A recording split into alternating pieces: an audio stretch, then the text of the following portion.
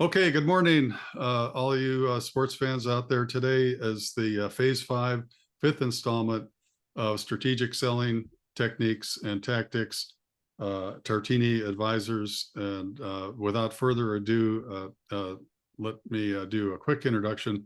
We have Mark Steensland here with us today, special guest from Indiana University, Kelley School of Business. Mark, thanks for being here. Yeah, thank you for having me, Michael. Appreciate it. All good. And then let me see if I can share the screen and hopefully get it into like full screen mode. And maybe that'll work. Sometimes there's one extra click I got to do to get it to work. Yeah, that's right here. Let's see. Okay.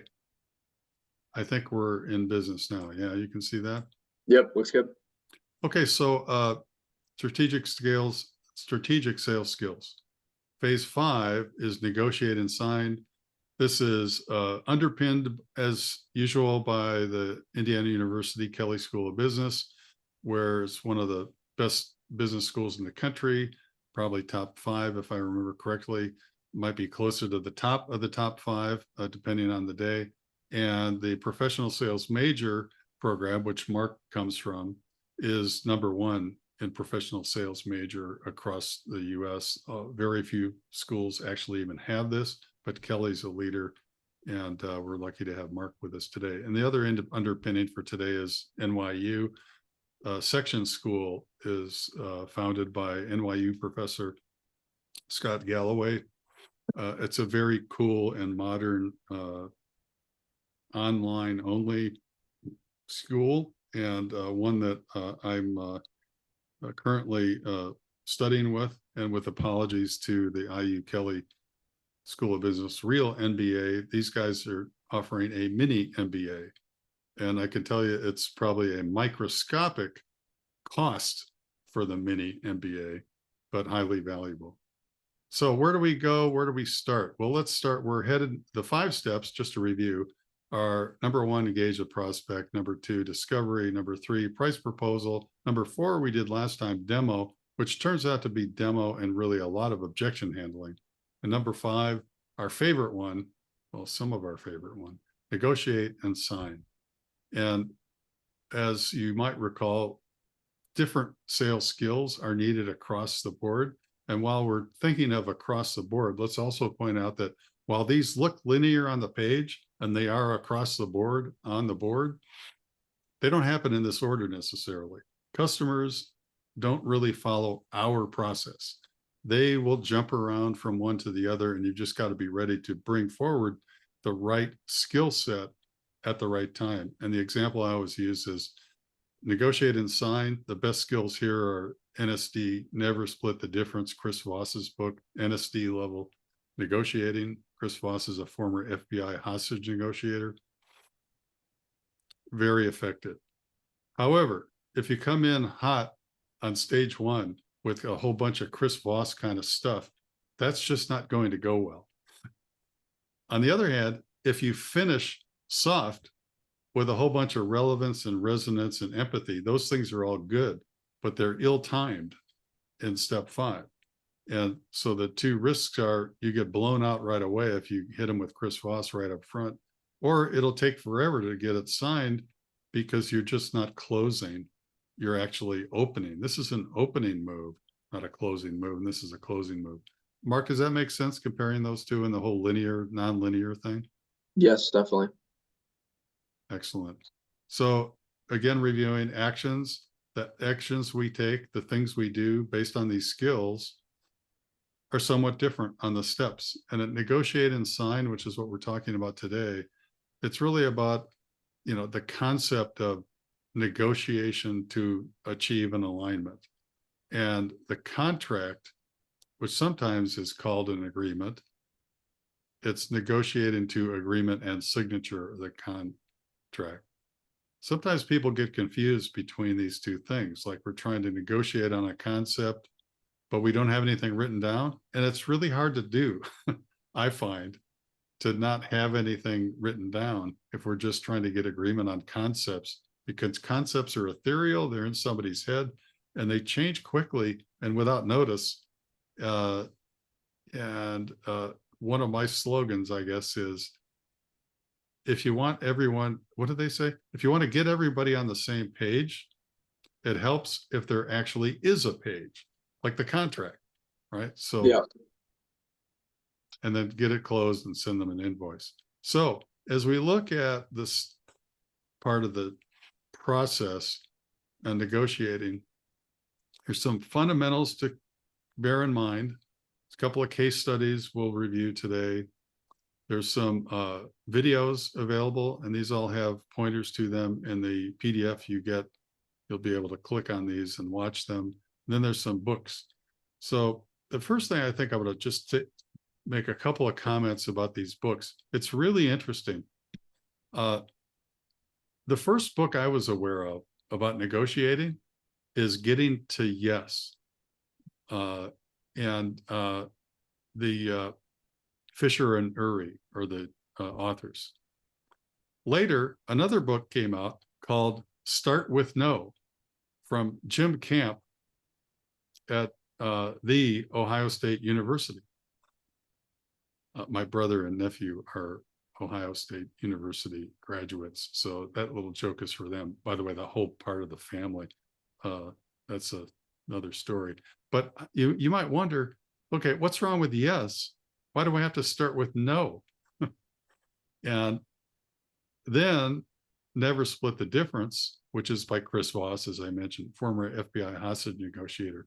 He references both of these books, and there are good things and value to be derived from kind of this, I would call it a stair-step process of understand this one first, then read this one, and then read Never Split the Difference. And in his book, Chris Voss refers back to both of these books, as I might have just mentioned. And they're in this chronological order. The one in the middle, why do we start with no? Well, here's why, is by, well, first off, whether you want to or not, you are starting with no. They haven't agreed to do this yet. They may have given some signals that they're headed that way, but you don't have a signed agreement. And so the default kind of is no, isn't it? So it's just a way of saying it to them rather than showing up. And he talks a lot in his book about the difference between want and need. And it's so, so powerful. And the way I would say it is, if you can kind of keep your headspace in wanting a particular outcome as opposed to needing that outcome, it's really a powerful, and powerful just means strong and confident. It doesn't mean we're pulling the wool over their eyes or exerting power on them. We're powerful in our own skin. We know that we want it. It's okay to want it. It's really not okay to need it. If you somehow have put yourself in a bad position where you need whatever it is that they're offering, I'd call that a bad position. I think a good position is wanting it, but you don't really need it.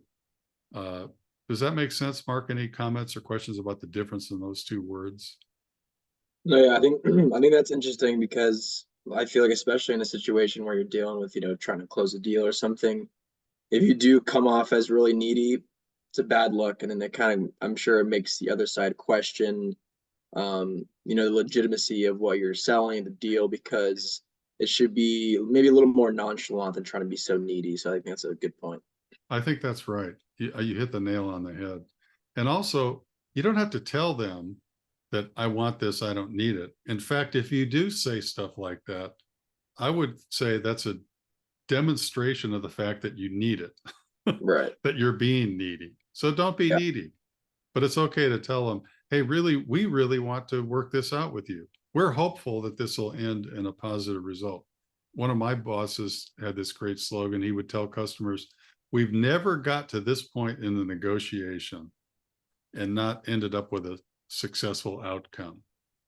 And it was really true what he was saying. We never did, but it always seemed like we might at that point, right? It seemed like, oh man, this whole thing might go south, but it never did. So that, and Chris Voss talks about this in the book too, about staying, I call it a headspace, staying in the want it headspace, and don't allow yourself to drift into the needing it headspace. So then I think these key ingredients from the Never Split the Difference book, that I've listed them under item 2 of fundamentals, which are labeling. Almost each of these is a chapter in the book: mirroring, tactical empathy, calibrated questions, bending reality is another one I didn't have room for on here. There's a number of them. And I care so much myself about this book. I have my copy right here. I have my own little cheat sheet right here that has those key chapters as reminders. And understood and affirmed is a really key thing. So let's sort of start with that, because it kind of is a connectivity point to objection handling, which we were doing last time. And one of the things Chris Voss says in the book is, when you are listening, you're not listen to understand. Don't listen to respond. Let's say that a second time. Listen to understand. Don't listen to respond. A lot of people think a negotiation is like a ping pong match, and the ball's coming your way. You got to hit it back to the other side, and it just keeps going back and forth in a very dynamic way. No, you don't have to hit it back ever, or not. Maybe not right now. And sometimes just listening. On occasion, I have had the experience where I was negotiating with 2 people at a customer. And as I was listening to understand and then thinking to understand without saying anything, person 1 started explaining to person 2 why they needed to have what I was offering. And I just, luckily, I was kept my mouth shut up until that point. And then I continued to keep my mouth shut, because I thought, wow, this guy's doing my work for me. Why would I join in and help him make the points when he's making them all great and he's already on his side of the table? Right. It's kind of an amazing thing. I don't know if you've had that experience yet, Mark, but it's you will know when it happens. Yeah. And it's just kind of eye-opening. I'm still waiting for that experience, to be honest, but when it does, I'll be ready. Okay, call me. So the next one to talk about, and these are all really key, and they are in the book. Tactical empathy might sound to the uninitiated listener like phony empathy. It is not. It's intentional empathy. Okay, so you're aware that you need to empathize with the other player, and it's tactical because you're doing it intentionally for a desired result, but it's not phony. I don't think anybody can do a good job of phony empathy, by the way, because you could smell it immediately. And by the way, that other thing about need, they can smell that too. It's like fear. Right. The other players can smell it. What else do we have here? Calibrated questions. That's where you're asking really precise questions that's calibrated to try to get one of a couple different answers. And mirroring, as Chris says in the book, is not sort of imitating their body language, like if they wipe their brow, that you wipe your brow. That's not what this kind of mirroring is. Mirroring in this case is saying the last couple of words back to them that they just said. So if they just said, we're never going to buy your product ever in 1,000 years, instead of trying to argue with them about that, which a lot of people would do, you just say, never in 1,000 years? And then listen as they shift their position to be one that's more reasonable. Well, not really 1,000 years. I didn't really mean that. What I meant was, and so what have you done? You kind of didn't do anything. You just repeated their 2 or 3 words back to them. So that's what mirroring is all about. And then labeling is the process of assigning kind of a concept with a label.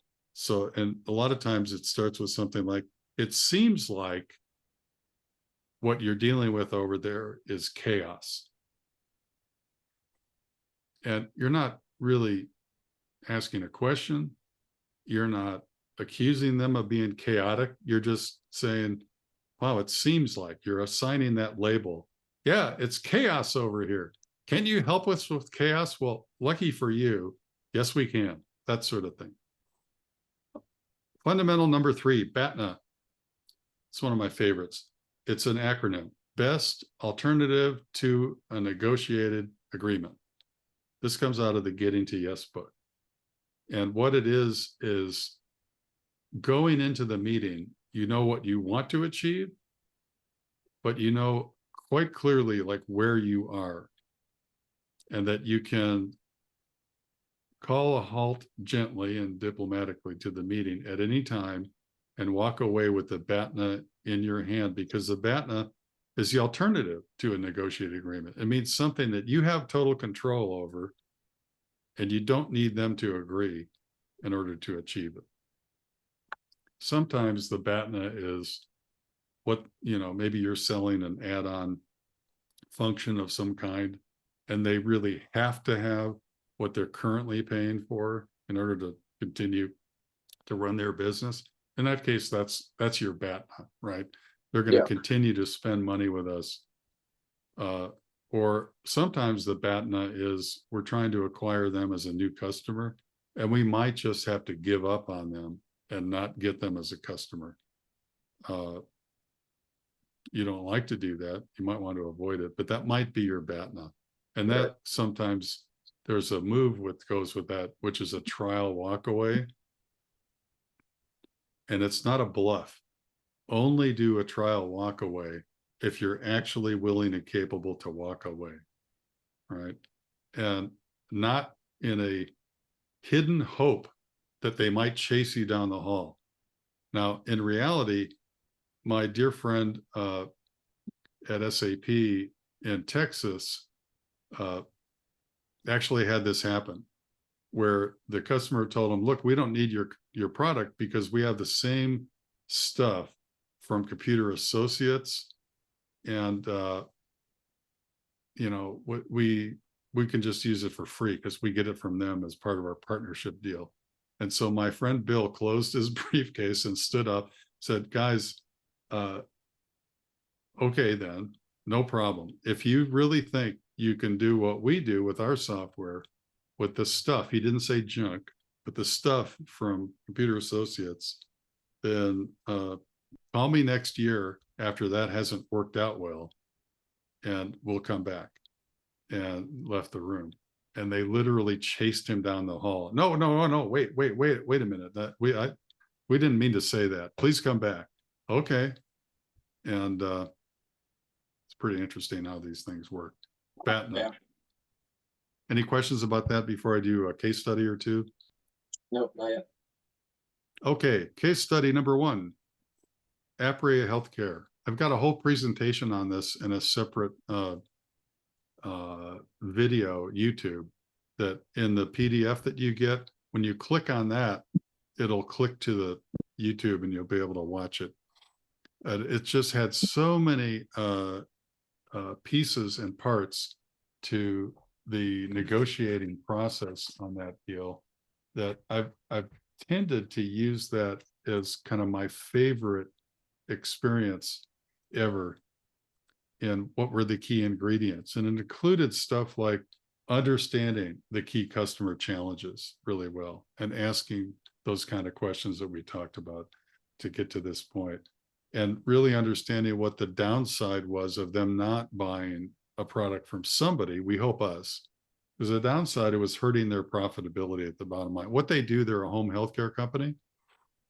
And because they were not good at the thing that we call in the ERP world supply chain management, they couldn't really manage their own supply chain very well. And their supply chain as a home healthcare provider included a lot of equipment like wheelchairs is my favorite example. So they would get a customer client, what do they call them in that business? Oh yeah, patients. So a patient at home needs a nurse to come over, and they need a wheelchair. And they would find themselves, and they'd look in their inventory and see that they had X number of wheelchairs. And then they would look for the actual wheelchair itself, and they wouldn't be able to find one. So what they do is they go out and buy wheelchair right there on the spot for top dollar retail, not a good idea, and send it over there for them to use and possibly lose. I don't know what was happening to all their wheelchairs. So that kind of thing. We won the RFP process. That was key. We leverage our existing partners like Ernst & Young, which we happen to know was their auditor. So we got some support from them. And the same thing with IBM was their hardware provider. We use Microsoft as a customer reference. I took them personally to Seattle, and I got Microsoft to show them how the Microsoft company was using our software to run the Microsoft company. Is that a good endorsement? What business is Microsoft in? They're in a whole lot of software. Software, exactly. So if they're using ours instead of writing their own, that's pretty good. Then there was other wacky stuff. A lot of wacky things happen, and you just have to negotiate all of them. They demanded coffee cups with their logo on it and our logo for the whole project team. And I don't know how many they asked for, like 200 maybe. And then worse yet, they wanted to use their vendor to produce them. And when they actually did arrive, they had Apria's logo on it, but not mine. But they made me pay for them. Not me, my company. Right. So that was maybe poorly negotiated by me. What can I tell you? And then my favorite was when they told me, okay, do you remember when you told us, Michael, that if we go with SAP, that you'll give us the coffee, that cool high-tech coffee machine that you have at the office that grinds its own beans and it generates a cup at a time? Do you remember saying that? I said, no, I don't remember saying that. However, it does sound like something I would say, but I'm pretty sure if I said it, it was meant to be humorous. That's not, However, I'll tell you what, we'll lease you one for 3 months. If you like it, you can buy it from the company. So I want to be good to my word, even if I was just trying to be funny. There's other funny things. And they tried to demand that we have the lowest price. And I told them, look, no, we aren't trying to be the low price provider. We're trying to be the high price provider. Now, I know we can't win if we're 10 times as expensive, but I think if we're 10% more, that's probably fair because we're at least that much better than the other alternatives, right? Yeah. And that worked. That's the case study. Any questions about that one? Nope. That was interesting. Okay, now the next one is healthcare also. Catholic Healthcare West, CHW. I put down here 10% and DB, which means database. So here's what that was. The database thing, in the negotiation, at the very end, we had all agreed on anything. I can't remember if they signed it already. Maybe they did. It was about a $4.5 million transaction. And they said, oh, we decided that rather than buy the database components, that's what DB stands for, from you, Michael, at SAP as a resold ingredient of Oracle database software, we're going to buy that chunk from Oracle directly. And, so we want to take that cost out of your quote. And I told them, and sometimes this works. And it worked then. Here's what I told them. Guys, I don't think that's fair. Now, isn't that an interesting concept? Fair? When does that come to play? Well, here's where it came to play. And I told them, here's the thing. You're growing. You're buying the initial deployment from us. And we know you're going to add more users over time. And since we priced it at this price point and gave you a discount at that price point, and even more importantly, you told my boss and my CEO that, yes, you're buying it at this price. I just don't think that's fair. If you're going to suddenly only buy 60% of that and 40% you're giving to my arch competitor, Oracle, even if it is for database. I don't mind us giving it to them because you're buying it through us, but that's just really not fair. I'll tell you what, what, go ahead and buy it from Oracle, I told them. Go ahead. However, I'm going to ask you right now to buy $4.5 million worth of our stuff to make so that we are getting the same revenue. And that way it's fair to all players, and you're going to need it anyway. They actually did that. Wow. And so actually, no, I take that back. They said, oh, that's too complex. We don't want to do that. We'll just buy the whole thing from you as planned. Okay. Now, notice the thing about that negotiation, Mark. They did the thing that I wanted them to do, but I didn't ask them to do that.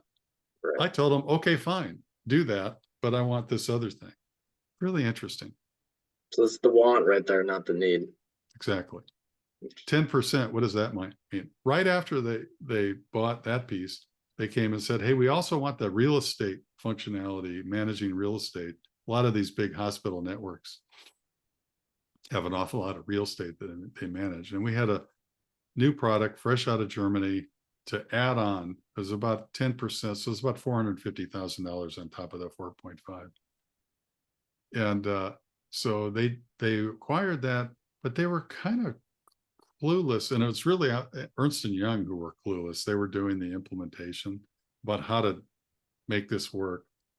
And right after they signed for it, I brought them to our big Sapphire users customer show.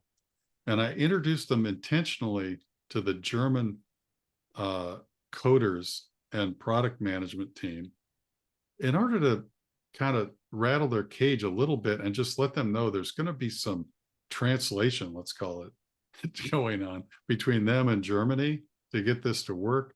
And it's sort of up to them to deal with Germany. I was trying to kind of get myself out of the middle of that. And then they, this is an old story, but they faxed me a cancellation of the 10% add-on. And I thought, well, this is humorous because you don't have any right to cancel it. In the contract, there's no provision, there's no contingency on like later we can decide to cancel it. But so I called them up and I said, I'll tell you what, you don't have a right to cancel this, but we're going to give you the right to cancel it since we want happy customers.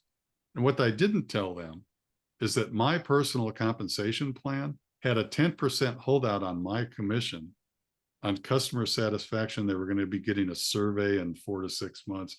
And they had to come out, I think, on a scale of 1 to 7. I don't know why that's 1 to 7, but on a scale of 1 to 7, they had to be 6 or 7 for me to get paid the extra 10%. I thought, well, now it's a no-brainer because I'm not going to get paid if you're dissatisfied and you're telling me you're dissatisfied. Right. So I might as well just give your money back right now and I'll keep my 10% on the other chunk, you know? And so it's just math, which put me in a power position because what? I wanted it, but I definitely didn't need it because it's the same either way. Right. So here's what I told them to resolve this, and then we'll go on to these other videos and books. The final point on this is, so look, guys, we'll give you the right to cancel under one condition. We want you to give us a list of all your complaints and give us an opportunity to address these complaints. And please list them out and let's have a meeting about it and put the biggest complaints at the top. And then however many you have, great, put them all on the list. We want to review that. So Mark, they had about 14 complaints. And I knew we were going to win when complaint number 3, the third most important, biggest, worst complaint they had was that we didn't give them any manuals, users manuals. How hard is that to solve? Now, I don't remember what complaint 1 and 2 were, but everything below number 3 was an easier one to deal with than that. Wow. So we got it done. They kept it, and the rest is history.